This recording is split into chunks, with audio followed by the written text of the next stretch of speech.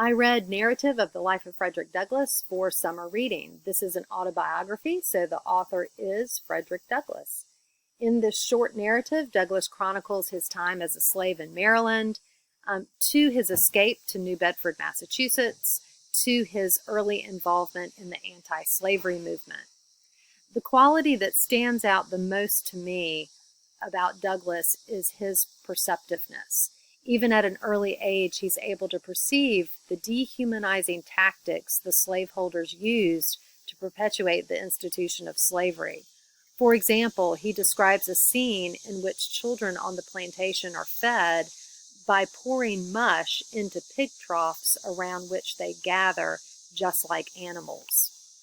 He recounts another time when he is in Baltimore of overhearing a conversation where his master is telling his mistress, who is just beginning to teach Douglass to read, that Douglass does not need to know how to read. That will ruin a slave, and the only thing a slave needs to know is how to obey his master. While these words are hurtful to Douglass, and while they cut off these early reading lessons, Douglass in that moment perceives his pathway to freedom, and that pathway is education. So he devotes himself to teaching himself to both read and write. Where I find Douglass most perceptive is in his ability to separate Christianity from the gross hypocrisy of those who claim to practice it. And for this reason, I brought in a Bible to represent Douglass and one of the themes of the narrative. On page 72 in the novel, Douglass says this about religion. He says that religion is a mere covering for the most horrid crimes. Of all the slaveholders he has ever met, religious slaveholders are the worst.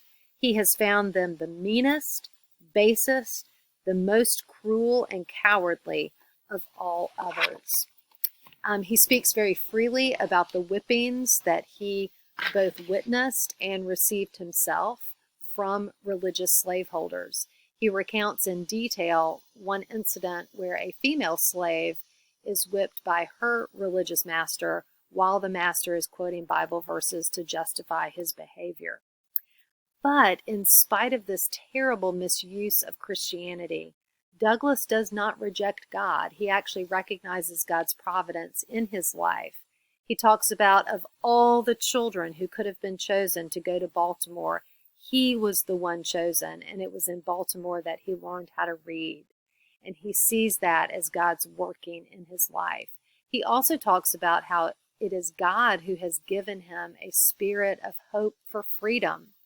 And in the book, he gives thanks and praise to God for having given him that hope. Douglass's perception regarding religion leads me to one of the themes of the narrative, and that is hypocrisy does not prove Christianity untrue, it only proves man fallible. Many people today claim that hypocrisy is the reason that they reject the claims of Jesus, but Douglass experienced the grossest hypocrisy, and yet he was able to differentiate between man's horrendous behavior and the claims of Christ.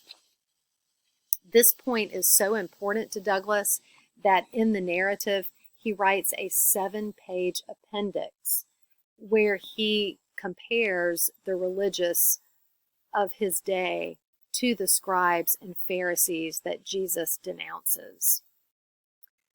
Douglass's perception of this point, that hypocrisy does not prove Christianity untrue, it only proves man fallible, I think reminds us all that we need to look to the person of Jesus, not to sinful man. Thank you.